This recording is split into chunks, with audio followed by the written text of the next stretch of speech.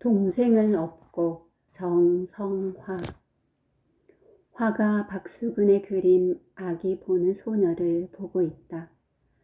이마를 일직선으로 가로지른 단발머리에다 까맣게 그을린 얼굴의 소녀는 동생을 업은 채 해맑게 웃고 있다. 코가 둥그스름한 까만 고무신이 소녀가 입고 있는 무명 치마와 어우러져 더욱 소박한 모습이다. 소녀는 어린 시절의 내 모습이기도 하다. 어머니는 내가 학교에 들어가기 전부터 동생을 연이어 낳아주셨다. 내가 초등학교를 졸업할 즈음 나의 동생은 넷으로 불어났다.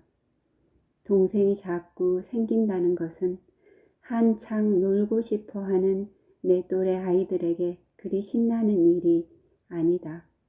밖에 나가 놀 수 있는 자유가 2분의 1에서 4분의 1로 다시 8분의 1로 줄어든다는 의미이다. 우리 집은 아기를 길러내는 협동조합이었다. 언니는 어머니와 함께 기저귀 빨래를 했으며 나는 아기가 목을 가눌 수 있을 때부터 아기를 업어 재우는 일을, 바로 밑에 동생은 기저귀를 개는 일이나 방 청소를 도왔다. 아기도 어른처럼 가만히 누워서 이 생각 저 생각에 잠겨 있다가 조용히 잠이 든다면 얼마나 좋을까 싶었다. 꼭 등에 업혀서 바깥 나들이를 저 하고 싶은 만큼 한 다음에야 동생은 잠이 들었다. 업힌 자세를 투시도로 그리면 거의 앉은 자세에 가깝다. 그런데도 동생이 방바닥에 눕기보다 굳이 등에 업히기를 좋아하는 이유는 뭘까? 어른이 되면 아무리 잠이 온다 해도 눕지 못하고 앉은 채로 선잠을 자야 할 때가 많다는 사실을 아기가 미리 알고서 일찌감치 연습을 해 두려는 것은 아닐 텐데 말이다. 등에는 방바닥과는 다른 무언가가 있음을 아기도 본능적으로 느끼는 모양이다. 등 너머로 전해져 오는 숨결과 체온에서 어머니의 뱃속에 있을 때의 편안함을 다시 느껴보려는 것은 아닐까? 동생을 업고 집을 나서면 갈 데가 별로 없었다. 동생의 잠을 탁발하러 나서는 그 일이 나에게는 꽤 힘들게 느껴졌다. 집 주위를 빙빙 돌다가 골목에 피어있는 분꽃의 개수를 헤아려 보기도 하고 옆집 옥상에 널린 빨래가 몇 개인지 세볼 때도 있었다. 이따금 들려오는 엿장수의 가이질 소리가 우리 집 골목의 정적을 더욱 깊게 하고 있었다.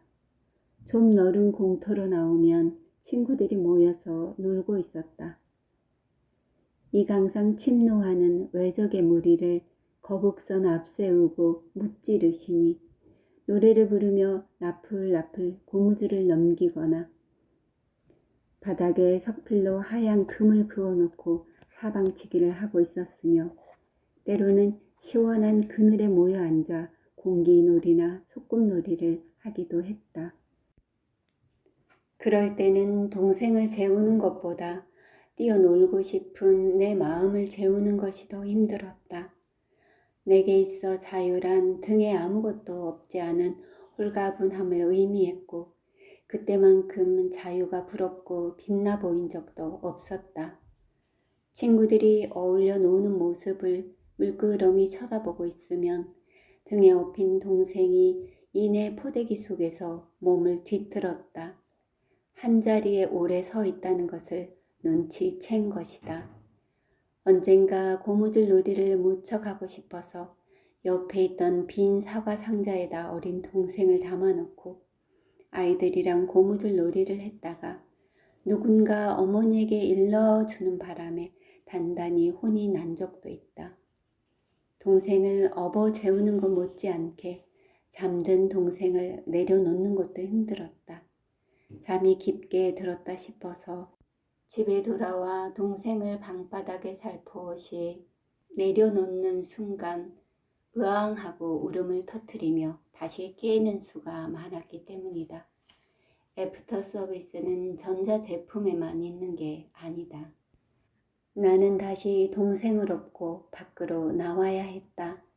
그때 지나가던 이웃집 아주머니가 아이쿠 덩치도 작은 게 제 동생을 잘도 업어주네 라고 한 말에 공연히 서러움이 북받쳐와 나도 모르게 눈물이 핑 돌았던 기억도 있다. 먼 산을 보면 산이 산을 업고 있는 것처럼 보인다. 산의 등 뒤에 납작이 엎드린 산은 설핏 잠이 들었는지 아슴풀해 보인다. 산 등성이가 아름다워 보이는 것도 그 때문이 아닌가 싶다. 그림 속 아기 보는 소녀의 어깨선 또한 부드러운 산의 능선을 닮은 듯하다. 그래서인지 소녀는 모든 생명체를 넉넉히 품어내는 산의 마음을 가지고 있을 것 같은 느낌을 준다.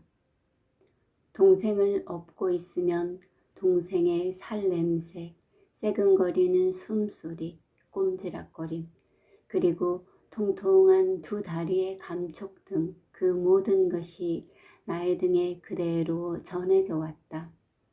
등에 느껴지는 체온이 여느 날 같지 않다거나 심하게 보챈다 싶으면 대개 그 뒷날 병원에 갈 일이 생겼다.